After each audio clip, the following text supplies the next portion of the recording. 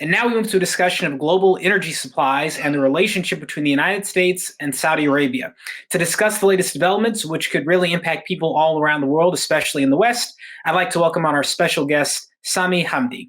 Sami is the editor-in-chief of the International Interest. He is an experienced geopolitical risk consultant as well, and we're happy to have him here. Assalamu alaikum, Sami. How are you?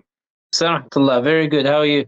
Alhamdulillah, very good to have you. So first, tell us what happened. What did OPEC decide to do, and how did the United States respond? As a result of the war in the Ukraine, the gas prices have soared, energy prices have soared. Everybody has felt the pinch of these soaring gas prices at the gas pump. Everybody has seen the prices rise, electricity bills, gas bills, and the like, as a result of the war in Ukraine. And as a result of the volatility in the oil prices, OPEC Plus, of which Russia is a key part, Russia and Saudi Arabia make up more than half of the quota of OPEC. OPEC has been trying to manage the oil prices in a manner that benefits them and in a manner that ensures that their economies, which are heavily reliant on oil, which are heavily reliant on oil prices, are able to navigate the increasing inflation around the world, essentially ensuring that they have the revenues to be able to ride out this global economic crisis, which naturally means that they wish for a higher oil price. For the US, of course, which saw the gas prices rise more than 40% within 8 months of Joe Biden's inauguration, the reality became apparent that for the US, in order to contain Russia, it sought support from OPEC in order to help to contain energy prices. It sought help from OPEC to increase the production, and thereby if OPEC increases production, it brings the oil prices lower, it brings the gas prices lower.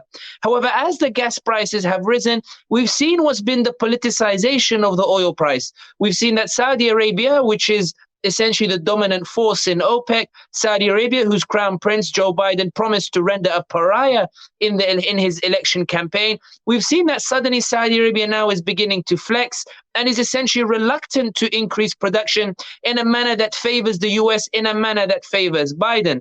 Now, while Saudi Arabia and OPEC are asserting that their oil-dominated economies are reliant on a higher oil price, Biden believes that the reluctance of Saudi Arabia and OPEC to reduce oil prices has something to do with the ambitions of the Saudi crown prince in his attempt to really hamper Biden's midterm election chances by raising those gas prices and hoping that the Americans get so angry with Biden that they decide to hand over the Congress to Republicans who are traditionally more favorable towards Mohammed bin Salman, towards the Saudi crown prince. We saw he enjoyed a good relationship with Donald Trump. So essentially what's happened is the US has been asking Saudi Arabia to increase production in order to lower oil prices, and Saudi Arabia's crown prince has said, absolutely not. I'm not increasing production. I'm not bringing the oil prices down. We have our interests to look after, and it's not my business what Biden wants, despite the fact that Biden went to visit him in July in this high-profile visit that broke away from Biden's assertions that he would not speak to Mohammed bin Salman.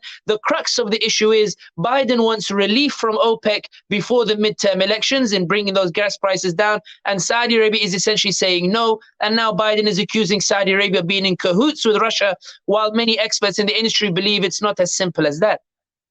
So, Sami, what impact do you think this could have in the United States-Saudi relationship? What, if anything, do you think the United States might do in response, and how might the Saudis respond? I mean, where is this going? What do you think? I think it's more accurate to pose the question as, where do you think the relation between Biden and Saudi Arabia are headed? I do think that when you look at the reaction of Mike Pompeo, for the former Secretary of State under the Trump administration, and other senior Republicans, we don't see the same anger or the same animosity towards Saudi Arabia's decision or OPEC's decision to cut production and increase oil prices. What we're seeing instead is them denouncing Biden and his handling of Saudi Arabia, in that Biden was careless to alienate Saudi Arabia in the first place. And that speaks volumes as to the sentiment amongst the Republican Party, that they believe that Mohammed bin Salman's cuts come at a very good time for them, that they will be able to ride this momentum in order to win over Congress and essentially render Biden a lame duck, in a twist of irony, in that where Biden promised to render bin Salman a pariah, today bin Salman looks on course to render Biden a lame duck. But the point being here is that this is personal between Biden and Mohammed bin Salman, and it's not about the United States versus Saudi Arabia. This is about bin Salman strong-arming Biden. This is about bin Salman really trying to hit Biden where it hurts. It's about maximizing the opportunity to render Biden a lame duck, and then then easing up in the event that the Republicans return to power, on the basis that the Republicans are more favorable towards Saudi Arabia, more favorable towards other authoritarian regimes, and more favorable towards a greater understanding of Mohammed bin Salman's antics that Biden has been keen to highlight and been very loud in highlighting, whereas Trump is famous for once having said that why should he compromise billions of deals over somebody who didn't even have a green card, i.e. referring to Jamal Khashoggi. But the idea being that Mohammed bin Salman believes that this is about Biden, not about relations with the United States. Bin Salman wants good relations with the United States, but believes that's impossible so long as Biden remains in a strong position or remains president of the United States.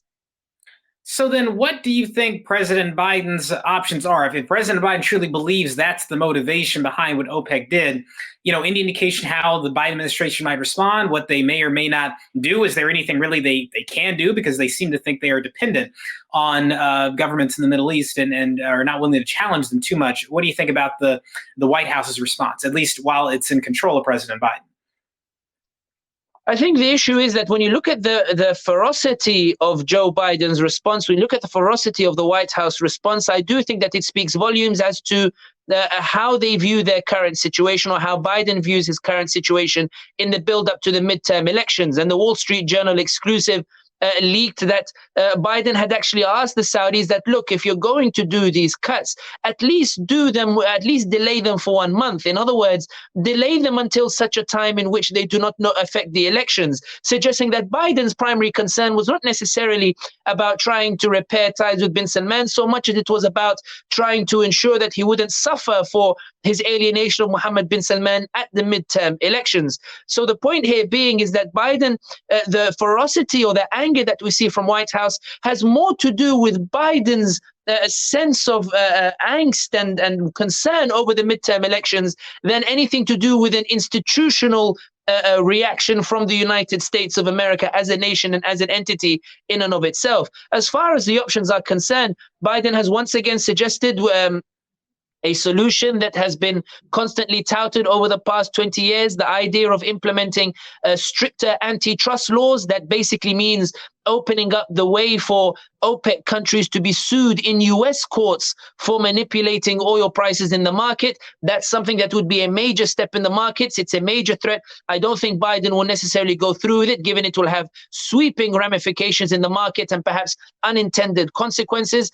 Biden has already canceled bilateral meetings between different delegations between the US and Saudi Arabia, security meetings, economic meetings, and the like. Biden has ordered that US delegations are not to meet with Saudi delegations in some of the high-profile platforms. Recently, he informed the GCC that the US delegation will not meet with the Saudi delegation. So we're already seeing some sort of reaction from Joe Biden. We've also seen pressure on Joe Biden to end arms sales towards Saudi Arabia. But again, this doesn't seem likely, given how heavily reliant the US arms industry is on purchases that are made from the Gulf, lucrative purchases that are made from the Gulf, not just from Saudi Arabia, but also from the UAE. So all of these suggest that Biden's options are very limited, and that will add to the anger of the White House, in that Mohammed bin Salman truly believes that he now has Biden by the tail, and that it all depends now on these midterm elections and whether Biden comes out stronger or whether he comes out as a lame duck that bin Salman hopes for. Bin Salman believes that on all of the issues, he does not see eye to eye with Biden. They don't agree on Yemen. They don't agree on Iran deal. They don't agree on oil. They don't agree on working together in a spirit that negates the issues of human rights as other presidents have done in the past, albeit there is a belief that Biden is using human rights for expediency as opposed to actually believing in it. But the point here being that for Mohammed bin Salman, Biden deserves to be punished. Biden should not be allowed to get away. And now that the tables have turned, now that the Americans are feeling the pinch, now that Biden realizes that the US cannot do away with Saudi Arabia, now that it's becoming abundantly clear that Saudi Arabia is a vital ally and remains so to the United States of America, bin Salman is keen to squeeze Biden in the hope that the Republicans come to power and he can banish the Democrats back to the sidelines. Well, Sami, this is fascinating, high-stakes stuff that could really have an impact on people around the world, because everyone, for the most part, especially in the West, driving a car and buying gas. So we will see what happens, inshallah. We look forward to having you back to discuss future developments in this international political saga. Thank you so much for having us, Sam. We appreciate it, for coming with us. We Thanks appreciate very it. much for having me. Appreciate it. Thank you.